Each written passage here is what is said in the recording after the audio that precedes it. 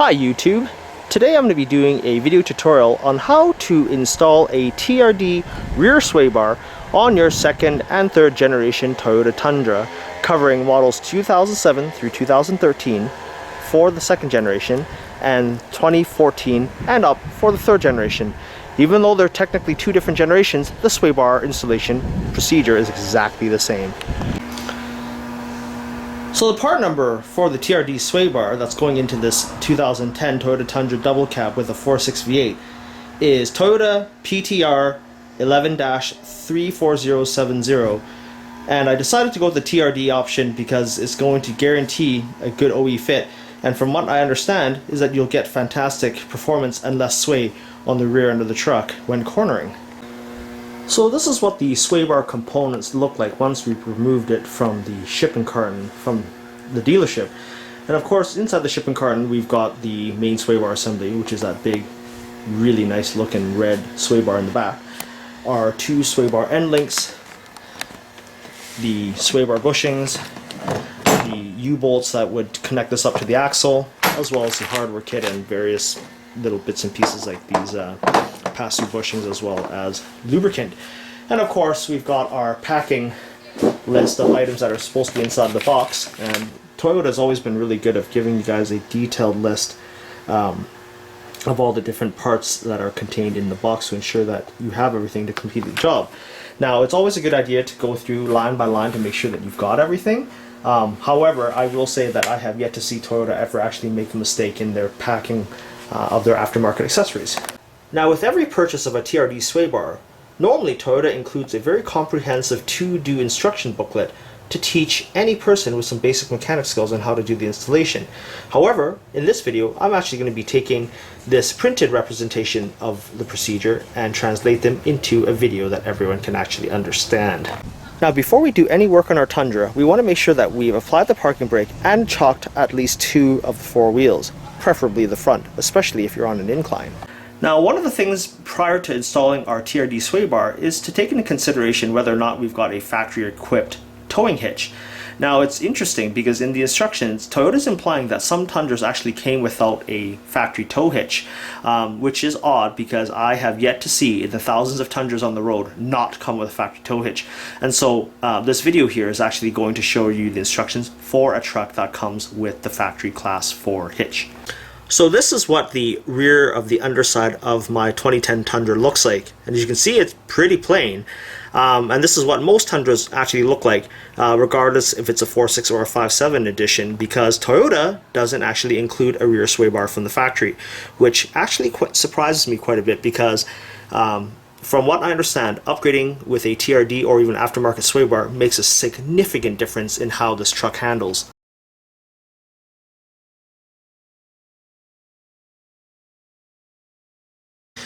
Now, one of the first steps in dismantling our truck to install our sway bar is to install the frame end links on our truck. And because I've got a factory hitch here, I need to actually remove the most forward bolt on the frame. Now, to locate where the hitch frame bolt goes is take a look at where your spare tire is, as well as the leaf springs on the rear driver side. And then where your rear leaf springs are, look directly above and you'll see two gigantic 19mm bolts where the hitch bolts onto the frame. It says to remove the forwardmost 19mm bolt on each side of the truck.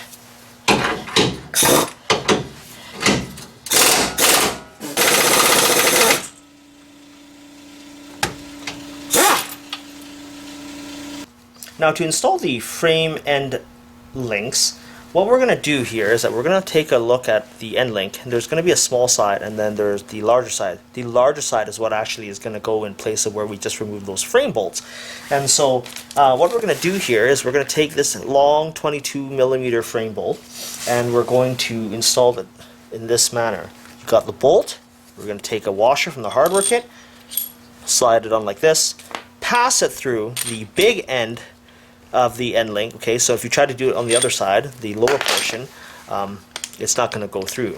So you can't really mess that up. They're not directionally dependent, so you can just pass it through. Then what we're going to do is grab another washer, pass it through this end, like so, and then grabbing one of our spacer, spacing bushings, and we're going to put that on the end. So just as a recap, we have our bolt, we have our washer, end link, washer, and then this spacer. Now, to ensure that we don't have any future corrosion problems where we can't get these bolts out, I'm just going to take a little bit of this Permatex nickel-based anti-seize compound, and I'm going to liberally apply some onto the end of our threads. Now, the Toyota instructions don't actually call for this, but as you can see here from the factory bolts, there's some corrosion forming, and I've got a very strong impact gun, and it took a little while to break those loose. So I want to make sure that I've safeguarded myself from seizing bolts in the future. So here's actually a quick service tip.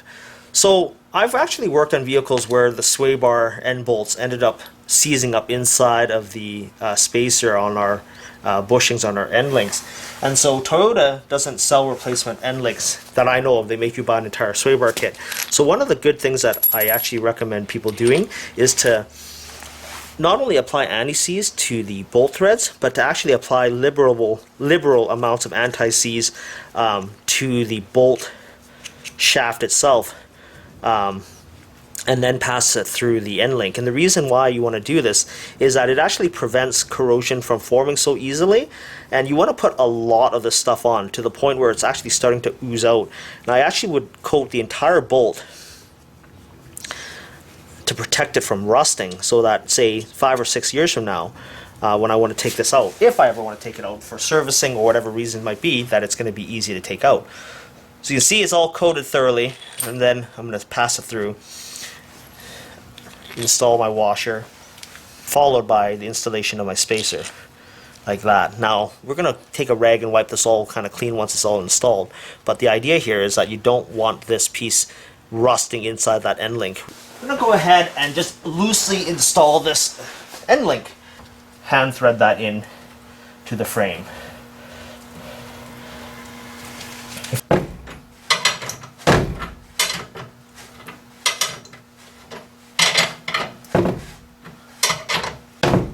Again, just loosely install these bolts for now.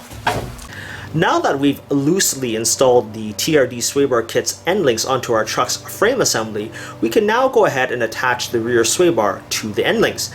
And so, quick service tip here is to use a Rubbermaid footstool, like the one pictured here, to sort of just let the sway bar sit on it so that you can actually use the bolts that pass through the end links and through to the sides of the sway bar so you can attach it to the vehicle. Now we're going to go ahead and prepare our end link to rear sway bar bolts prior to installing them. And so basically what we're going to do is we're going to take this 19mm bolt, we're going to take a washer, it's going to pass through the end link where my thumb is, and then with my gloved hand would be the sway bar, followed by this nylon locking nut. Now, much like what we did with the end links themselves and the bolts, we're going to go ahead and give this a very liberal coating of anti-seize only on the smooth portion of the bolt. I don't want to put any onto the threaded portion because unlike the frame bolts that bolt metal into metal, these will actually screw into this nylon-like material here. It's called a nylock nut, and so you don't want to coat anything on that to make that actually come apart. But of course, this bolt itself will actually pass through the other side of the end link, the lower end link piece, which salt, water, and corrosion can get into and ultimately seize it into the end link, which is what we don't want to happen.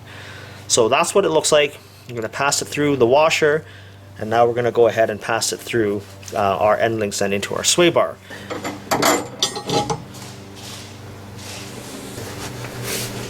And then loosely installing our bolt and nut.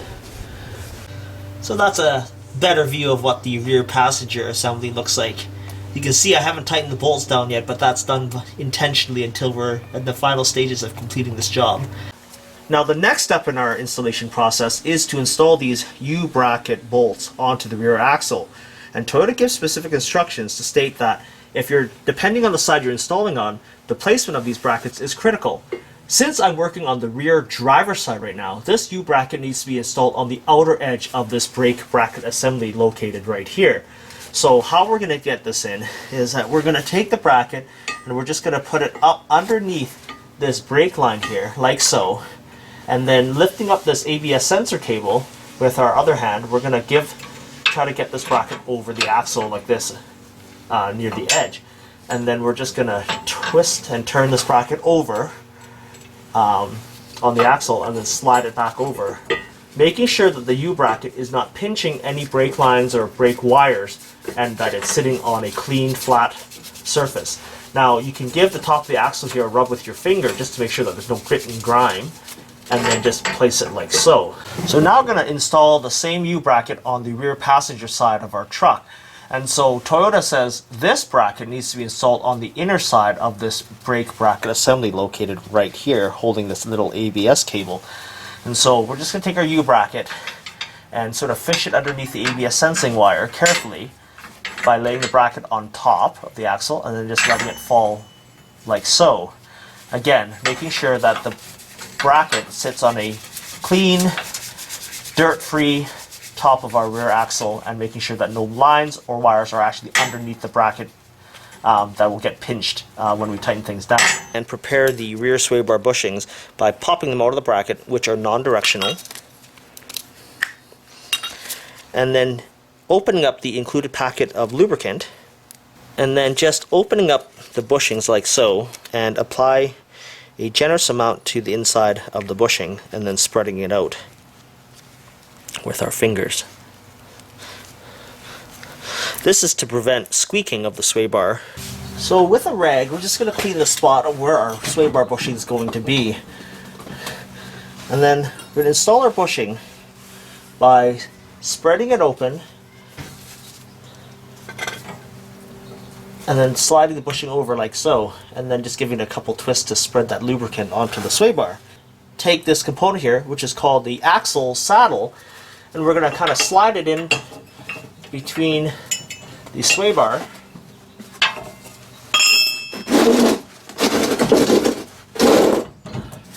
get the saddle on to the rear axle and U-bolt to pass through it.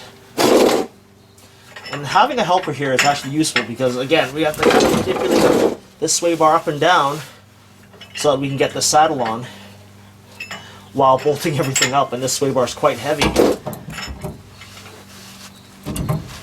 So push everything up like this, and then getting our sway bar bushing bracket, we're going to pass it through.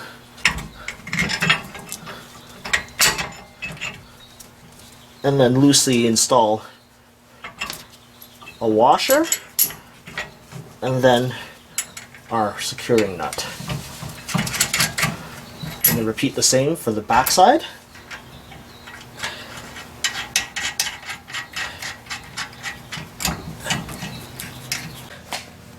Now we're almost done here, but the next thing we need to make sure that we do is ensure that the sway bar is sitting underneath the vehicle in a relaxed state, and that the bushing brackets right there towards the left and towards the right is centered relative to where it is on the sway bar. And what I mean by that is I'm just going to shift things around such that the end links on the left and the right are vertical, and then making sure that those bushings located right there and right there are going to be centered on that sway bar, and you'll sort of get a sense of what it'll look like once I'm completed. So we'll start off by tightening the frame bolts to 84 foot-pounds.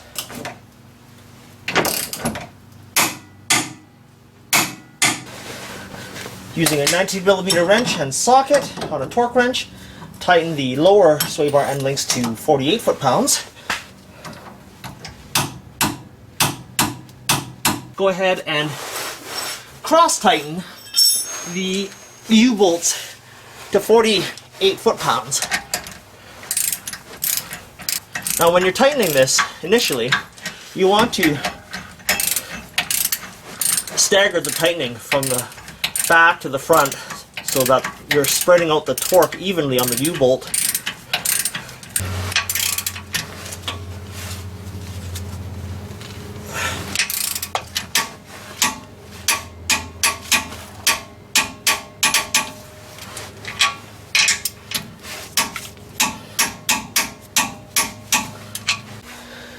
So this is all the hardware that's left over after our rear sway bar installation, and the reason why we have these extra washers is to accommodate for Toyota Tundras that don't come equipped with the factory tow hitch. And actually these are called auxiliary washers if you're using it on a non-tow hitch enabled truck. But in my case I've got the factory tow hitch, so therefore I've got 4 washers left over. So as you can see from my demonstration video, installing a TRD rear sway bar in your 2nd or 3rd generation Toyota Tundra is neither difficult nor time consuming and can be accomplished with some basic hand tools. If you guys like my video, give me a thumbs up and consider subscribing, or at least leave me a comment below. Thanks for watching.